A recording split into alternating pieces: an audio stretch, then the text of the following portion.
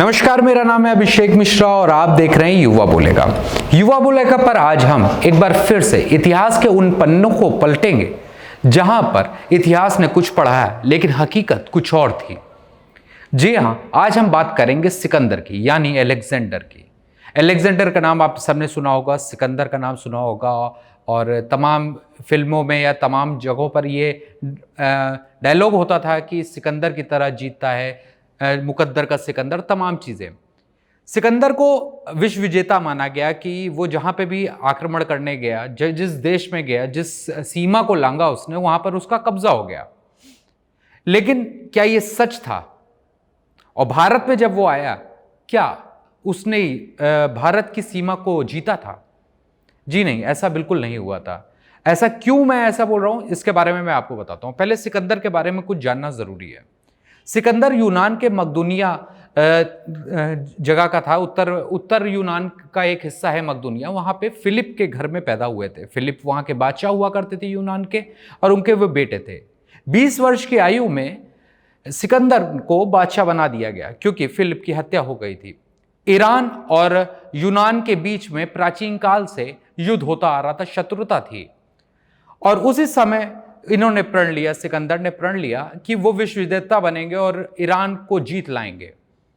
वहां से इनकी विश्व गाथा या विजय गाथा शुरू हुई।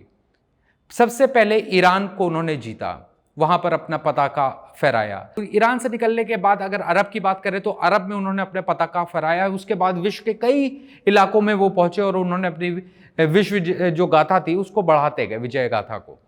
लेकिन फिर जब अफगान के रास्ते से जब वो भारत की तरफ रुख किए थे तो उनका सामना हुआ राजा पोरस से। राजा पोरस, जो कि ये नाम ग्रीक के यूनानी इतिहासकारों ने दिया है, लेकिन उनका असली नाम था चंद्रवंशी क्षत्रिय राजा पुरु। पुरु की कहानी आपको बताऊं तो पुरु के पास 20,000 की सेना हुआ करती थी उस समय। और जब वो सीमा लांघ रहा था सिकंदर, तो उसका उनसे सामना हुआ। लेकिन इतिहासकारों ने इसको पलट दिया। इतिहासकारों ने सीधा एक नतीजा बताया और बताया कि वो जीत चुके थे। लेकिन यहां पर सबसे बड़ा सवाल यह है, फिर क्यों सिकंदर को वहां से भागना पड़ा, भारत की सीमा से भागना पड़ा?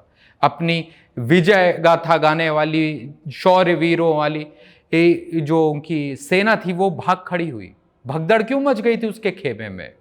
क्यों उसको पुरु से युद्ध करने के बाद उसको यूनान की तरफ रुख करना पड़ा और रास्ते में ही उसकी मृत्यु हो गई? जी हां, क्योंकि पुरु से वो लड़ाई में बुरी तरीके से हार गए थे। इसकी पूरी कहानी अब आप देखिए। सिकंदर को दुनिया जितना महान मानती है, उतना ही सम्मान भारत में राजा पोरस का भी है। पुरु का नाम यूनानी इतिहासकारों ने पोरस लिखा है। इतिहास को निष्पक्ष और सही तरीके से लिखने वाले प्लूटार्क ने लिखा है, सिकंदर सम्राट पुरु की 20,000 की सेना थी और इस सेना के सामने कहीं भी अलेक्जेंडर या सिकंदर टिक नहीं पाया था। आगे विश्व की महानतम राजधानी मगध के सम्राट धनानंद की 3,50,000 की सेना उसका स्वागत करने के लिए तैयार खड़ी थी, जिसमें 80,000 घुड़सवार, 80,000 युद्धक रथ के साथ खड़े थे। वहीं 70,000 विध्वंसक हाथी सेना भी मगध के राजा के पास थी। लेकिन सिकंदर तो राजा पोरस ने ही रोक लिया था। सच्चाई यह थी कि अलेक्जेंडर उर्फ सिकंदर ने अपने जीवन की भीख पुरु से मांगी थी। लेकिन ग्रीक के इतिहासकारों ने अपने आप को अलेक्जेंडर को जीता हुआ बता दिया। हम भारत के लोग प्राचीन काल से इस मामले में कमजोर साबित हुए हैं। हालांकि हॉलीवुड फिल्म अलेक्जेंडर में भी अलेक्जेंडर उर्फ सिकंदर को भारतीय क्षत्रिय राजा पुरु से लड़ते हुए घोड़े से गिरते हुए दिखाया गया। उस फिल्म में भी पुरु को अलेक्जेंडर पर भारी दिखलाया गया। अमेरिकन तक मानते हैं कि सिकंदर को क्षत्रिय राजा ने हराया था, राजा पुरु ने हराया था। हम भारतीय 2400 सालों से पुरु को सिकंदर द्वारा हारे हुए योद्धा के रूप में मानते आए। यही भारत का दुर्भाग्य है।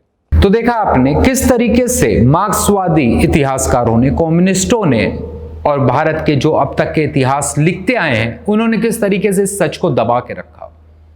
प्लूटार्क ने अपनी किताब में लिखा, प्लूटार्क ग्रीक के इतिहासकार थे, उन्होंने भी इस बात को अपनी किताब में लिखा हुआ है कि किस तरीके से राजा क्षत्रिय से मुकाबला हुआ और वो भारी पड़े। हालांकि ये तथ्य उन्होंने अपनी किताब में भी नहीं लिखा। लेकिन हमारे इतिहासकारों ने ऐसा क्यों किया? मैं आपको बताता हूं। क्योंकि हमारे देश के राजा अप्रासंगिक लगे। वो नहीं दिखाना चाहते थे कि भारत के राजाओं में इतना बल था, इतना कौशल था जो इस तरीके के आक्रमणकर्ताओं को रोक सके, लेकिन ऐसा सच नहीं है। अगर बात करें तो राजा पोरस से लेकर बावल रावल तक की कहानी सुननी चाहिए और देखनी चाहिए कि किस तरीके से इन राजाओं ने अपना लहू बहाया और हमारी सीमाओं की रक्षा की, हमारी संस्कृति की रक्षा की। और पृथ्वीराज चौहान भी 1192 में मध्य रात्रि में इसलिए मारे गए क्योंकि उन्होंने रात में हथियार नहीं उठाते थे, उनका धोखे से मर्डर किया गया। तो साफ है कि जितने आक्रमण और आक्रांताओं के कहानियां आपने पढ़ी हैं वो एक तरफा हैं, उनको उनके इतिहासकारों ने अपने हिसाब से लिखा है, लेकिन हमें अपने देश के इतिहास पर गौरव है और हमको गौरव करना भी चाहिए, ताकि इनकी वजह से आज भी हमारा वजूद कायम है। इतने सालों तक अरब से आए, तुगलकी आए, मुगल आए, उनके आने के बाद 800 साल तक हम पर राज हुआ, चाहे मुगल तुगलकों का हो चाहे अंग्रेजों का हो, उसके बाद भी आज हमारा कल्चर जिंदा है। आज भी हम लोग तीज त्योहार अपने हिसाब से, अपनी संस्कृति के हिसाब से मनाते हैं। तो साफ है कि हमें अपने इतिहास पर गर्व करना चाहिए। अगली बार भी इसी तरीके की कहानी और कंटेंट लेकर आपके सामने आएंगे, और हमारे YouTube चैनल को सपोर्ट करने के लिए लाइक करें, शेयर करें, सब्सक्राइब करें।